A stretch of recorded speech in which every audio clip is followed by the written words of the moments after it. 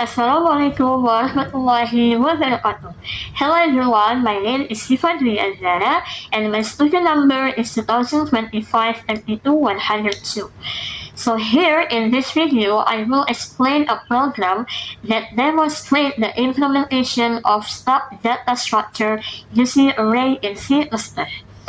So, first of all, a stock is a data structure that stores elements in a linear order and follows the LIFO principle, which stands for last in, first out.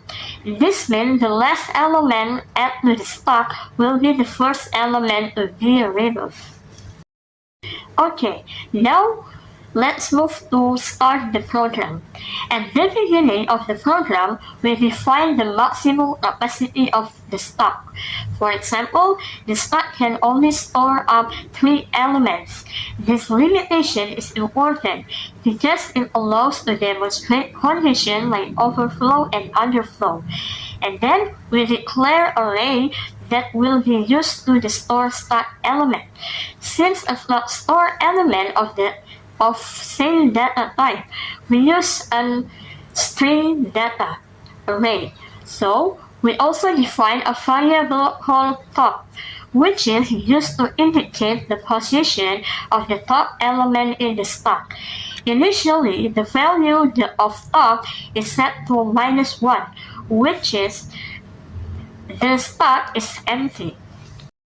Okay, next we have is full function. This function is used to check whether the stock is already full. The stock is considered full when the value of the top is equal to the maximum index, which is capacity -1. If the stock is full, the function will return true. Otherwise, it will return false. This function is very important because it is always checked before performing a push operation to prevent overload. Okay, after that we have the isEmpty function. This function checks whether the stock is empty. The stock is empty when the value of the top is equal to -1. If the stock empty, the function returns true. Otherwise, it returns false. The function is used before performing a pop operation to prevent underflow. Now, let's discuss the push function. Push is used to add a new element to the stock. Before inserting the element, the program first checks whether the stock is full by calling the isFull function. If the stock is not full, the value of top is increased by 1, and the new element is stored at that position in the array. However, if the stock is already full, the program will display a message indicating that stock overflow has occurred, and the new element cannot be added. Okay, next is the pop function. Pop is used to remove the top element from the stock. Before removing the element, the program checks whether the stock is empty using the isEmpty function. If the stock is not empty, the program will take the element at the top, then decrease the value of top by 1. If the stock is empty, the program displays a message indicating stock underflow because there is no data to remove. Okay, now let's look at how the program works based on the scenario.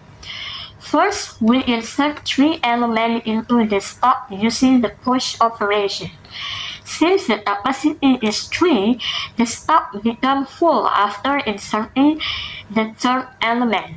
The stock now contains 3 elements, and the last element inserted at the top. According to the LIFO principle, the last element added will be the first one to be removed. Next, if we try to insert another element, the program will detect that the stock is full and display an overflow message. After that, when we perform a top operation, the top element will be removed from the stock, If we continue removing elements until the stock becomes empty and then try to perform pop again, the program will display an underflow message because there's no more element left in the stock.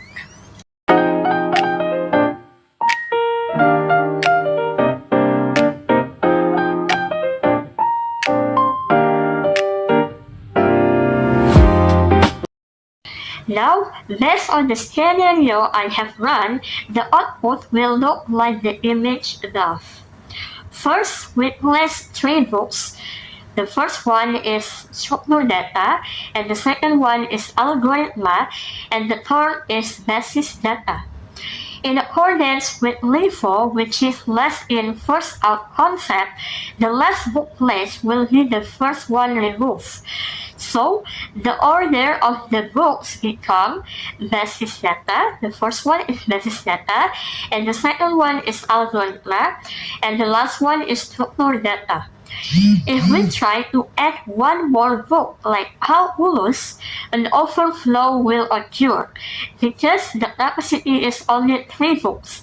And if we perform a pop or remove a book from the stock, the book will remove. Then, if we try to remove all the books, an underflow will occur because there are no books left to remove. So that's it that I have shown you about C++ program and about stock. Terima kasih. Wassalamualaikum warahmatullahi wabarakatuh. Thank you.